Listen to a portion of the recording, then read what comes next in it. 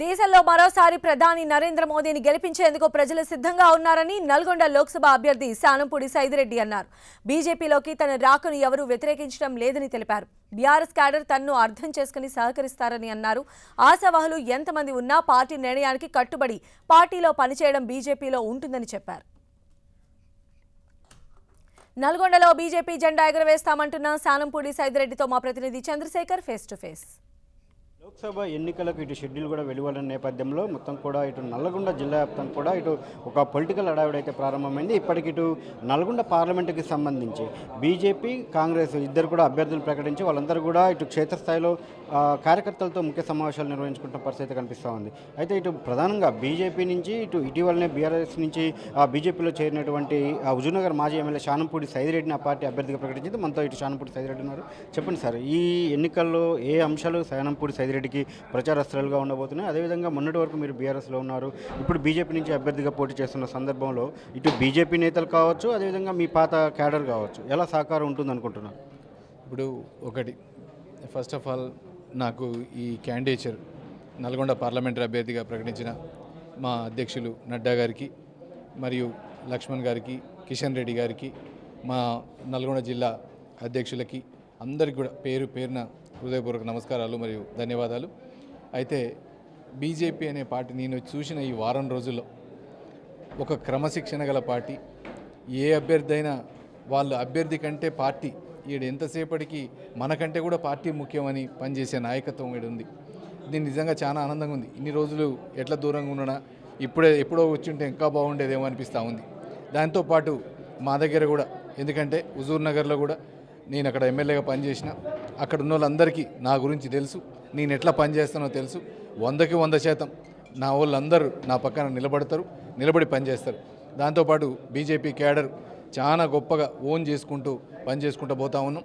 ఇది ఒకటే కాకుండా నాకు సైదిరెడ్డికి ఎందుకు ఓటేయాలి, ఎందుకంటే ఈరోజు మీకు తెలుసు మోడీ గారి ప్రభంజనం ఎక్కడికి పోయి, ఎందుకంటే మోడీ గారు చేసిన పనులు మోడీ మోడీ మోడీ అని తప్ప వేరే నామం లేకుండా అయిపోయింది ఈ దేశం మొత్తం.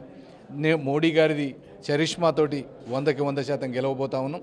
అదొకటే కాదు, ఈరోజు నేను ఏదైతే ఎమ్మెల్యే గుండా చేసిన పనులు ఉన్నాయో అవి కూడా ఒక ఉదాహరణగా మారిపోతూ ఉంటాయి. ఎందుకంటే మనం 7 కాన్స్టిట్యున్సీలో మాది ఒక కాన్స్టిట్యున్సీ, అందరికీ మాట్లాడుతూ ఉంటారు సైదిరెడ్డి ఎట్లున్నాడు, ఏం చేసిండు, ఏమైనా చేస్తాడా, పని చేయలేస్తాడా అనేది ఒకరికొకరికి అర్థమైపోతూ ఉంటుంది. అంతేగాని నేను ఏదో బ్యాక్గ్రౌండ్ ఉండో, లేకపోతే మా నాన్నలు మా తాతలు రాజకీయాలుండో, మా అన్న బదులు నేను రావటమో వచ్చినోని కాదు. స్వశక్తితోటి వచ్చి మీలాగనే మారుమూల పల్లె నుంచి వచ్చినోడిని అందరినీ ఓన్ చేసుకునేటోడిని ఈజీగా.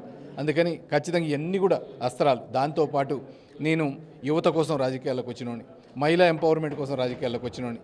ఇదే పార్టీ నేషనల్ పార్టీ కాబట్టి దీంట్లో ఇవన్నీ కూడా చేయగలుగుతాం. ఎందుకంటే మనం ఇప్పుడు ఎన్నో వందల ప్రోగ్రామ్స్ మొన్నటిదాకా మనకు తెలిసేవి కావు, కానీ ఈరోజు బీజేపీలో ఒక్కొక్కటి ప్రోగ్రాం తీసుకుంటే దాదాపు 400 ప్రోగ్రామ్స్ ఈరోజు ఇండ్ల దగ్గర నుంచి, రేషన్ బియ్యం దగ్గర నుంచి, గ్యాస్ సిలిండర్ల దగ్గర నుంచి, ఎన్ని రకాల మన యూరియా దగ్గర నుంచి ఎన్ని రకాల సబ్సిడీలు ఈరోజు కేంద్ర ప్రభుత్వం ఇచ్చింది, ఎన్ని లక్షల కోట్లు ఈరోజు 9 ఏళ్లలో ఇక్కడ ఖర్చు పెట్టింది, ఇవన్నీ కూడా జనాల దగ్గర తీసుకుపోతా ఉన్నాం.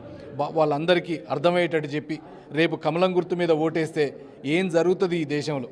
ఎందుకంటే మనం ఇంతకుముందు న్యూస్ పేపర్ మొదలు పెడితే స్కాములే చూసేది. న్యూస్ పేపర్ మొదలు పెడితే ఈడ రకరకాల హిందూ ముస్లిం గొడవలు, రకరకాల గొడవలు చూసేది. కానీ ఈ 9 ఏళ్లలో దేశం మొత్తం ప్రశాంతంగా అయిపోయింది, ప్రపంచానికి ఒక మార్గదర్శకం అయిపోయింది.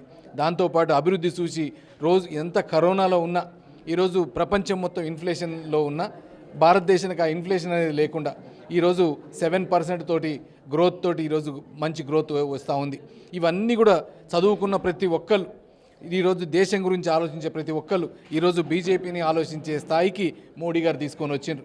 ఖచ్చితంగా రేపు వీటన్నిటిని ప్రజల మధ్యకి తీసుకుపోతాం, యువతని సంఘటితం చేస్తాం, మహిళల దగ్గరికి పోతాం.